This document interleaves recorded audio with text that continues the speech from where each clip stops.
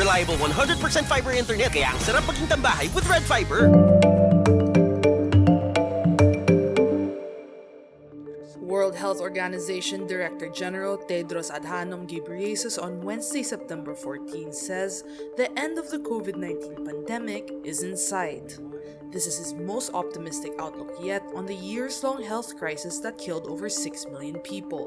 Despite his upbeat assessment, Ghebreyesus again urges nations to maintain their vigilance and likens the pandemic to a marathon race.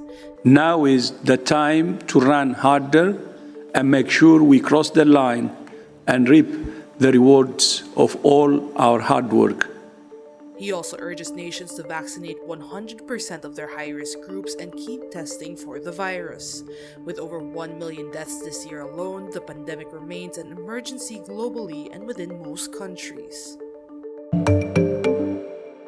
Vice President and Education Secretary Sara Duterte asks President Ferdinand Marcos Jr. and Congress for an extra 100 billion peso budget for the Department of Education.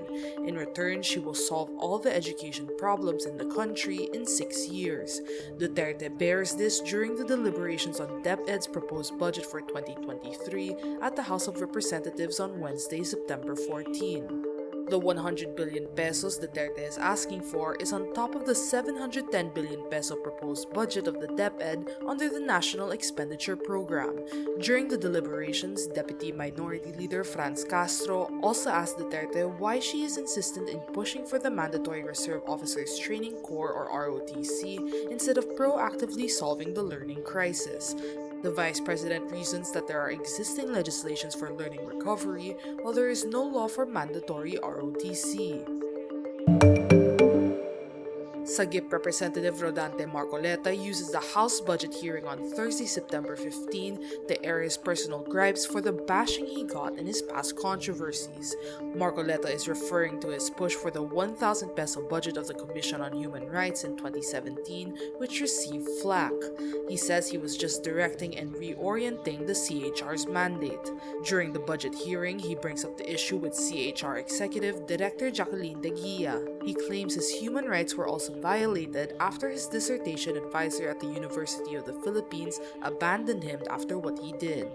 For 2023, the CHR might face a 118 million peso budget cut after the Budget Department proposed only an 803.2 million peso budget for the Commission. De Guia says the CHR is originally proposing a 1.65 billion peso budget for 2023. Need more context, clarity, and perspective? Get the full picture with Rappler Plus. With exclusive content and events, you'll get an opportunity to discuss issues with reporters, experts, and featured guests while helping Rappler continue its fearless journalism. Join now.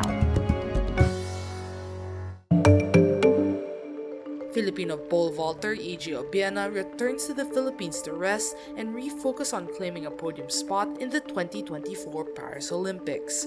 Upon his arrival in Manila from Italy on Thursday, September 15, Obiena says this is going to be his last chance to zone out before he prepares for the Olympics from October 2022 to August 2024. Obiena arrives after 3 years abroad, proudly displaying the fruits of his labor, including the bronze medal from the World Athletics Championships in Eugene, Oregon last July.